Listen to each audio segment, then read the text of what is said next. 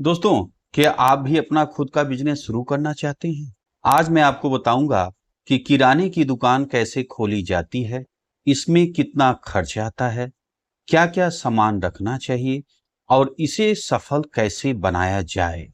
तो दोस्तों, पूरी रणनीति आपको बताऊंगा कि भाई किराने की दुकान कहाँ पे खोलें, क्या-क्या डॉक्यूमेंट चाहिए, कैसे आपको रणनीति पूरी बनानी है कि पहले दिन से ही कस्टमर आपके पास आने लगे। यदि आपके अगल बगल भी किराने की दुकान है तो कैसे उनके रहते हुए आपकी पहले दिन से ही कमाई चालू हो जाए, उसके लिए क्या आपको रणनीति अपनानी है, कहाँ पे खोलना है, क्या क्या आपको सावधानी बरतनी है। पूरा बिजनेस की जो पूरी रणनीति है किराने की, वो मैं आपको इस वीडियो में देखने वाला हूं। तो बहुत सारी नॉलेज आपको मिलेगी, बिल्कुल भी स्किप मत करिएगा, नहीं तो बहुत सारी नॉलेज से आप चूक जाएंगे। तो आइए शुरू करते हैं बिना टाइम वेस्ट किए। स्टेप बाय स्टेप दोस्तों मैं आपको बताऊंगा कि कैसे आपको आगे बढ़ना है, कैसे दुकान आपको खोलना है। तो पहला स्टेप आपको उठाना है, सही जगह का चुनाव करना है आपको। देखो भैया, जगह का चुनाव बहुत ही महत्वपूर्ण होता है।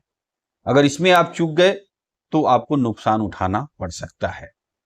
तो पहला आपका स्टेप होगा, पहले आप सही जगह का चुनाव करेंगे कि कहां पे खोलना है आपको। ठीक है, तो किराने की दुकान की लोकेशन सबसे ज्यादा जरूरी है। कोशिश करें कि दुकान रिहायशी इलाके में हो, जहां ज्यादा भीड़ रहेगी और वहां पे आपकी दुकान रहेगी तो बढ़िया कमाई की चांस रहेगा। School, colony, bus stop, market के पास की जगह सबसे बढ़िया रहती है।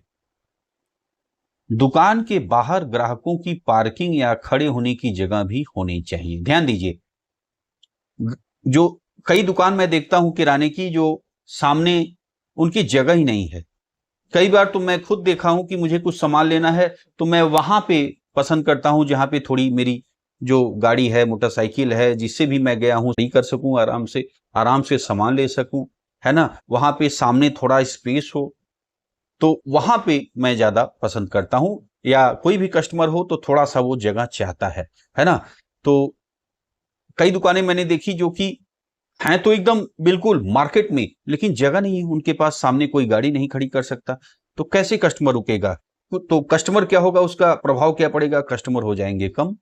तो आपको ये ध्यान रखना है कि दुकान के बाहर पार्किंग की व्यवस्था हो और खड़े होने की जगह हो। पार्किंग, आप गाड़ी खड़ी कर सकें, खड़े हो सकें, सामान ले सकें, ऐसा जगह होना चाहिए, ध्यान रखिएगा।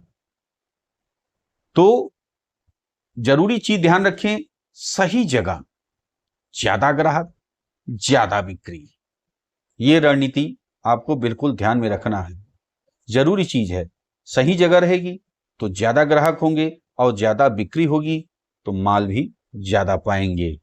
अब आ जाइए नंबर 2, स्टेप 2, लाइसेंस और रजिस्ट्रेशन। आप इसे देख लो। किराने की दुकान खोलने के लिए कुछ जरूरी जो डॉक्यूमेंट चाहिए वो आप देखो। नंबर 1, जीएसटी रजिस्ट्रेशन, अगर आपकी सेल्स लिमिट से ज्यादा है ना।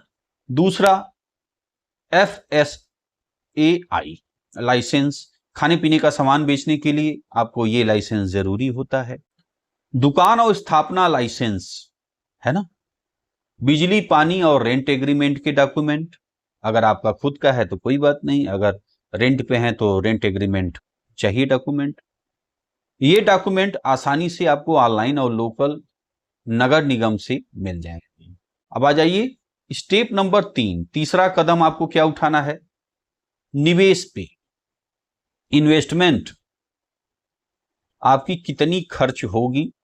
अब छोटा दुकान खोल रहे हैं, मीडियम खोल रहे हैं, बड़ा खोल रहे हैं, तो कितना लगभग आपका पैसे, आपके खर्च होने का कितना होगा, वो लगभग आपका यहाँ पे बताया गया है। तो छोटी दुकान आप खोल रहे हैं किराने की तो 50,000 से 1 लाख में आप शुरू कर सकते हैं। मीडियम दुकान है तो 2 से 3 लाख का खर्च आता है। और ये खर्च कहाँ आएगा वो भी अभी मैं बता रहा हूं आपको। बड़ी सुपरमार्केट टाइप दुकान आप खोल रहे हो तो 5 से 10 लाख तक लग सकता है। खर्च मुख्य रूप से इन चीजों में होती है। अब खर्च कहाँ कहाँ, जो पैसे आपके मैंने जुड़ाए हैं ये कहाँ कहाँ लगेगा, ध्यान दीजिए। दुकान का किराया, अगर आपने भाई रेंट पे लिया है तो किराए में। अब रेनोवेशन आप कराओगे, रैक इत्यादि सब लगाओगे, लाइट लगाओगे, काउंटर लगाओगे, मशीन लगाओगे, बिलिंग मशीन लगाओगे, तो उस पे आपका खर्च आएगा, है ना। अब सेल्स, रैक, काउंटर, ये मैंने आपको बता ही दिया, ये सब पे खर्च आएगा। कैश काउंटर बिलिंग बता ही दिया आपको। पहला स्टॉक, एक बार तो आप भाई पूरा दुकान भरोगे ना सामान ला करके, तो पहला स्टॉक के लिए ये सब सारा कुछ जोड़ के लगभग एक अंदाज बनाया गया है। बाकी तो भाई आप देख लेना कि कितना खर्च आता है। और स्टेप चौथा, अब आपको चौथा कदम क्या उठाना है, कौन सा सामान रखना चाहिए, ये आप देखो। किराने की दुकान की सबसे बड़ी ताकत होता है उसका वैरायटी ऑफ प्रोडक्ट।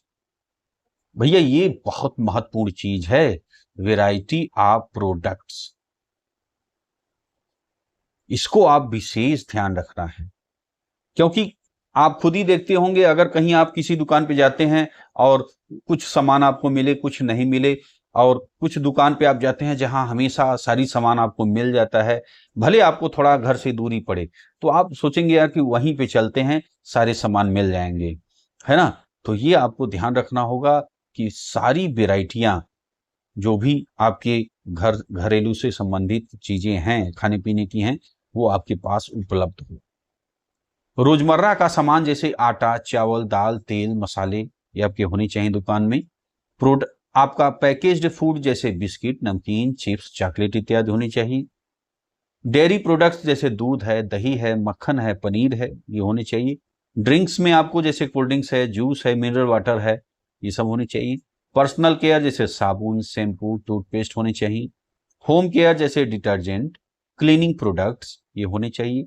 सीजनल सामान, जैसे कोई फेस्टिवल आ रहा है तो उसके सामान, जैसे राखी आई है तो राखी का सामान, दिवाली आई है तो दिवाली का सामान, होली आ गई है तो होली का सामान। इस तरह जैसा सीजन का जो भी फेस्टिवल आ रहा है या जो जिस चीज का सीजन है वो आपके दुकान पे होनी चाहिए। स्टेप पांचवा देखिए, दुकान की सेटिंग और डिस्प्ले, सामान की कैटेगरी वाइज सजाएं।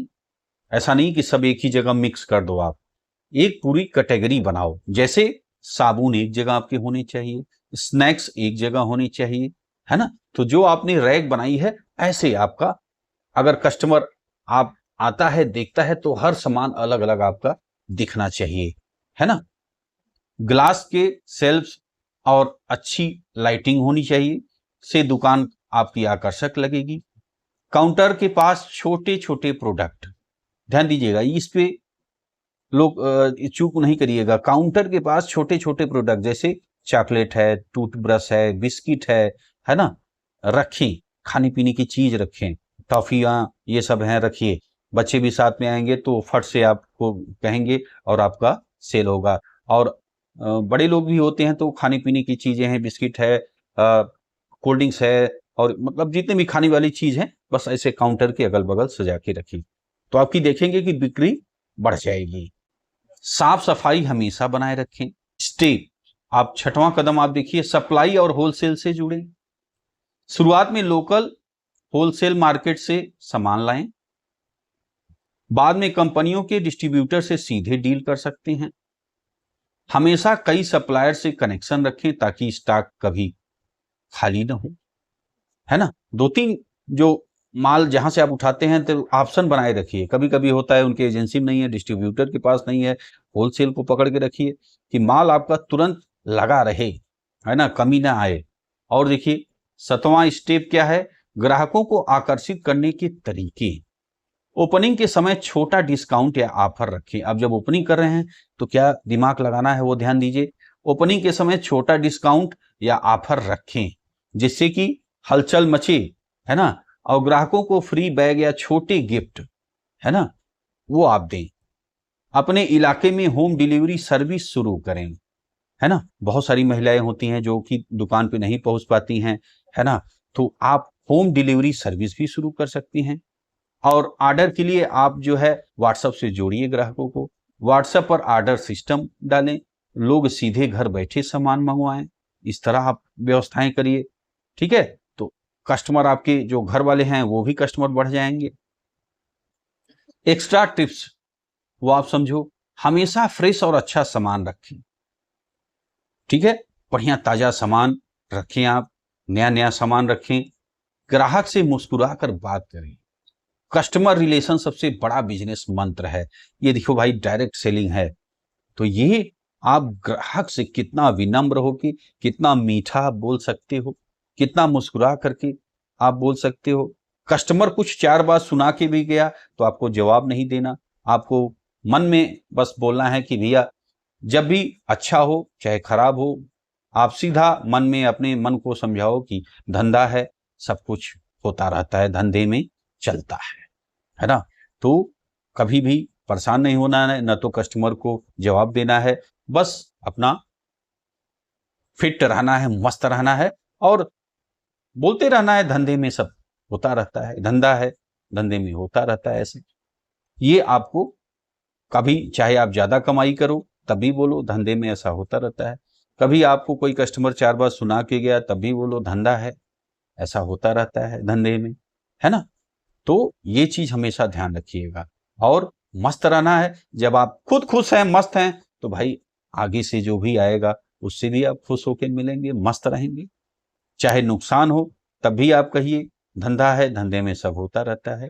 और ऐसे ही आप अगर बहुत ज्यादा कमाई किए हैं तब भी आप कहिए कि धंधा है, धंधे में सब होता रहता है। हमेशा कोई भी बिजनेस है, उतार चढ़ाव लगा रहता है ना। तो सीजन ऑफ सीजन होता है, सीजन होता है, कभी आप ऑफ सीजन में कम कमाई करोगे, कभी उसका सीजन आएगा तो ज्यादा कमाई करोगे। ये कम ज्यादा लगा रहता है। तो इसको लेके कभी कभी अगर कमाई कम है तो टेंशन मत लो। क्या मैंने मंत्र बताया कि धंधा है, धंधे में सब होता रहता है ना। तो ऐसे कभी ज्यादा कमाई हो तब भी, कम कमाई हो तब भी, ये आप अपना स्लोगन याद रखिए, है ना। आगे आगे देखिए, महीने में एक बार स्टॉक जरूर चेक करें। स्टॉक चेक के लिए आप सॉफ्टवेयर भी लगवा सकते हैं, जो आप बिलिंग मशीन लगाते हैं सॉफ्टवेयर भी लगवा सकते हैं। तो बिल के साथ साथ आप जो है, आपका सामान कितना, कौन सा सामान कम है, कौन सा बराबर है, कौन सा खत्म हो गया है या खत्म होने वाला है, उसकी सूचना आपको सॉफ्टवेयर से मिल जाएगी। धीरे धीरे दुकान को डिजिटल बनाएं, जैसा कि अभी मैंने बताया, यूपीआई पेमेंट, बार कोडिंग, स्कैनिंग, बिलिंग मशीन, ये सब आप लगा के रखिए। और सॉफ्टवेयर मैंने बता ही दिया कि आपको रखिए, तो जिससे आपकी सामान जो है वो अपडेट रहेंगे। तो दोस्तों, ये थी पूरी जानकारी किराने की दुकान कैसी खोली जाए। अगर आप बिजनेस शुरू करना चाहते हैं तो ये एक बहुत ही सेफ और प्रॉफिटेबल आइडिया है। वीडियो अच्छा लगा हो तो लाइक, शेयर और सब्सक्राइब करना मत भूलिए। मिलते हैं आपसे अगले वीडियो में। वीडियो दोस्तों आपने देखा इसके लिए आपका बहुत बहुत धन्यवाद।